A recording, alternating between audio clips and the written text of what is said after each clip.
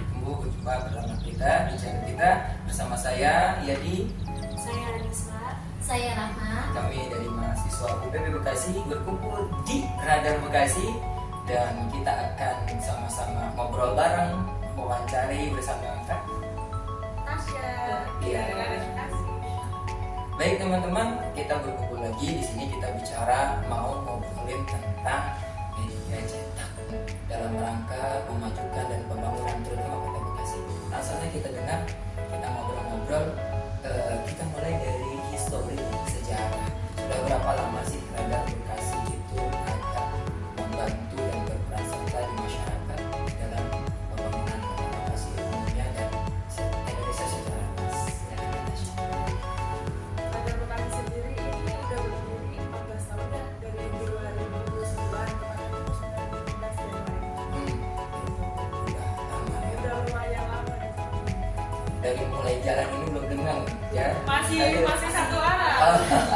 Belum ada tol. Ya, belum ada tol, masih pohon-pohon kali belakang, belum ada revitalisasi. Ya, jadi di tengah perkembangan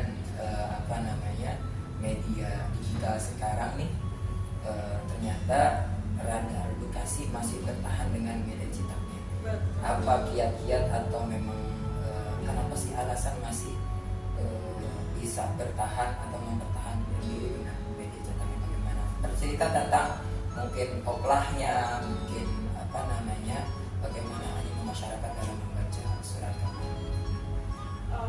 Untuk zaman sekarang ya, zaman digitalisasi ini pastinya untuk pembacaan Quran ini udah cukup menurun nih dari kalangan luar.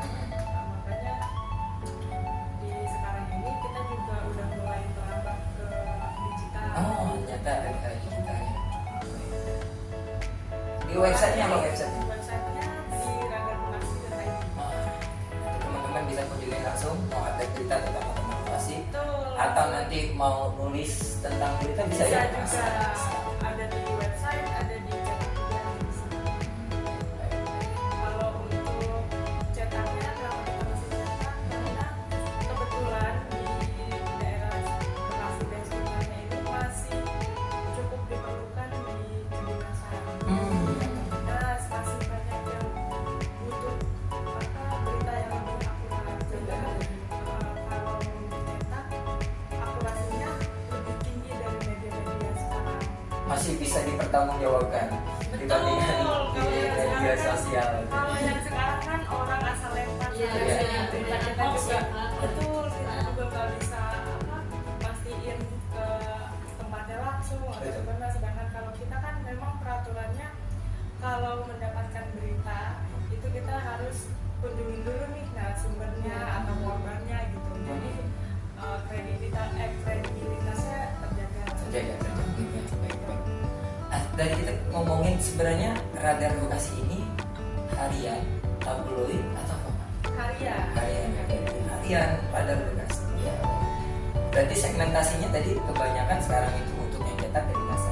Kedinasan bisa, terus diperlukan juga nih kalau misal ada kehilangan PKB ada Oh iya, berita kehilangan.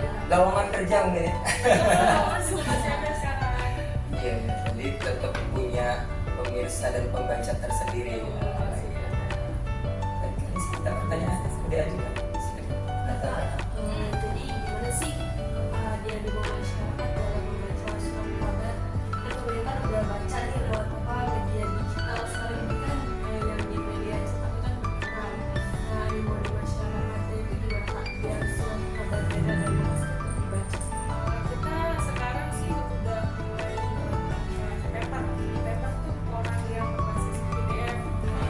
Jadi kalau orang yang jauh-jauh mau berlangganan di kita nggak perlu nih kita ngambil koran atau beli di pengasol gitu. Jadi bisa jadi lewat paper. Bisa hubungi langsung ke Jadi teman-teman, ada e-paper. Ya.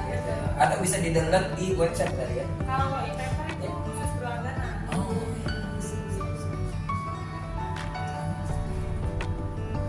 Mungkin di tengah perkembangan media digital seperti sekarang, mengapa Radar Bekasi tetap bertahan dalam media cetak? Seperti kita tadi Mbak, Ya. soalnya kan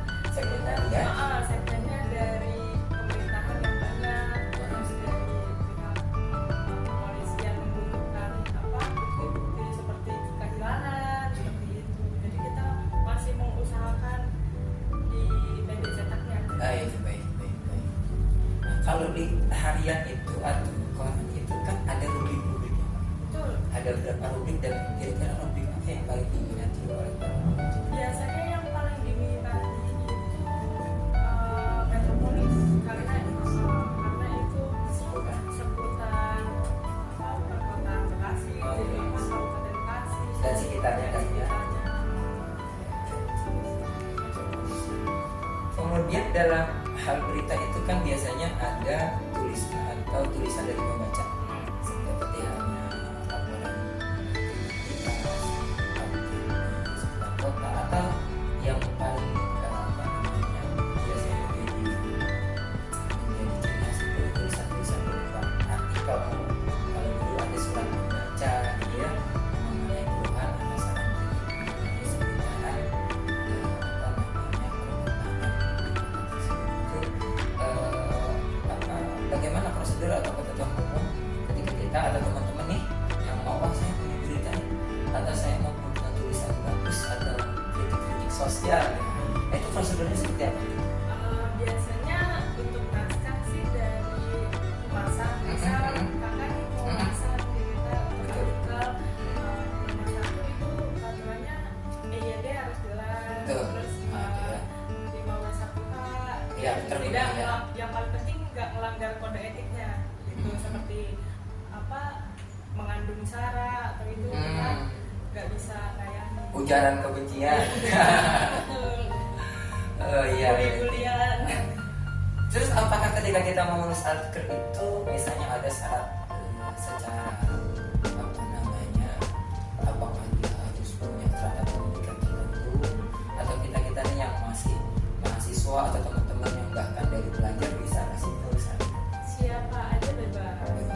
Nanti misal seandainya nanti ada pemasang yang mau memasang atau mempublikasikannya di Radar Bekasi, tentu bisa hubungin ke Radar Bekasi, lalu nanti kita cek ini kebenarannya. Misal kalau dari berita luar atau ada kejadian, nanti bakal kita cek. Cuma kalau misalkan sebagai artikel biasa, itu paling nanti kita cross check langsung ke redaktur, ini penulisannya seperti apa, Dari kontennya seperti apa? Betul. Ya. Nanti jika udah di ACC kita laporkan ke pemasang, ini bisa nih mau diupload. Nanti setelah pemasangnya oke mau deh, nanti di sini ada biayanya, jangan biaya Gitu. Dan untuk desa tersebut ya.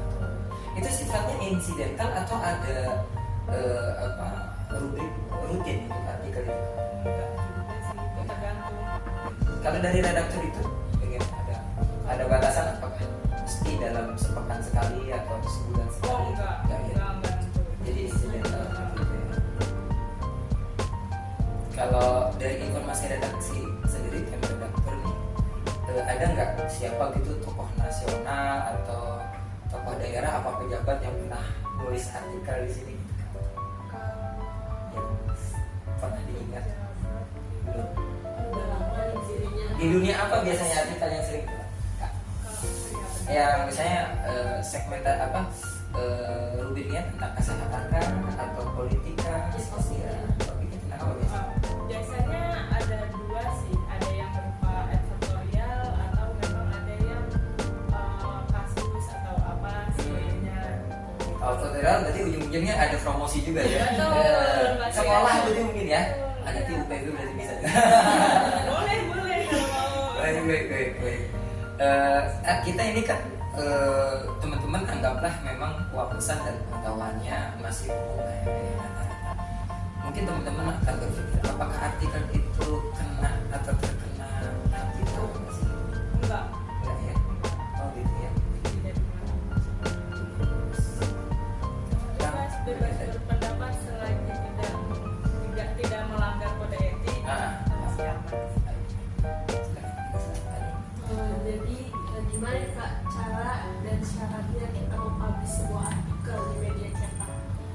Untuk mempublish itu nomor 1 tadi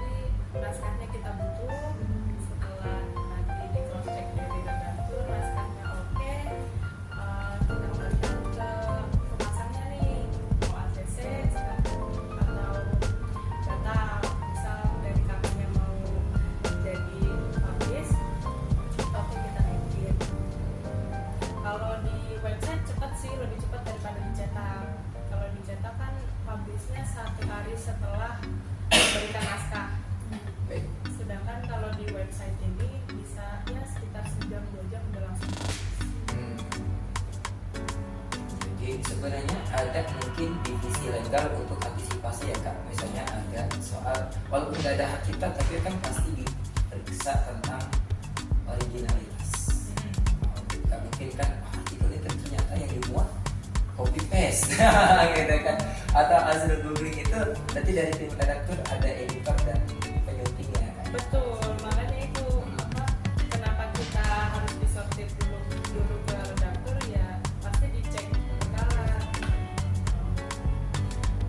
Mungkin sambil menuju pertanyaan lain dari Kak Nisa, Mak ini mungkin ada saran apa saran, tips atau motivasi bagi teman-teman terutama yang menyimak podcast ini, acara kita, bagaimana motivasi dari tim redaktur atau dari aplikasi ini agar punya keberanian, agar punya kreativitas untuk bisa mau menulis tulisan atau membuat cerita serta artikel di aplikasi.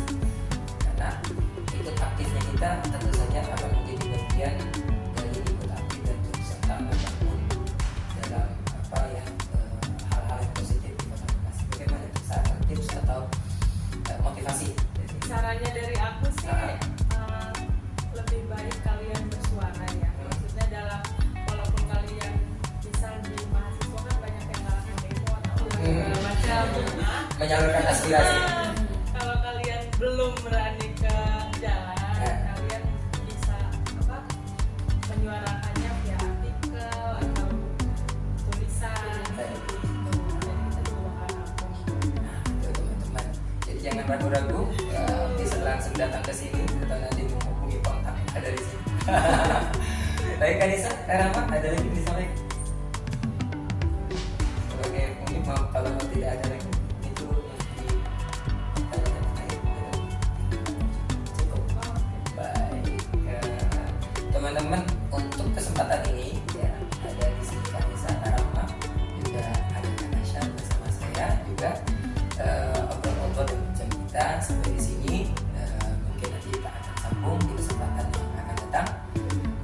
Demikian dari kami, terima kasih atas kesempatannya, terima kasih yang kami haturkan juga untuk keluarga besar aplikasi. Semoga terus maju, terus sukses menjadi bagian dari perkembangan jurnalistik dan perkembangan kota Bekasi. Baik, dari kami pamit undur diri. Wassalamualaikum warahmatullahi wabarakatuh.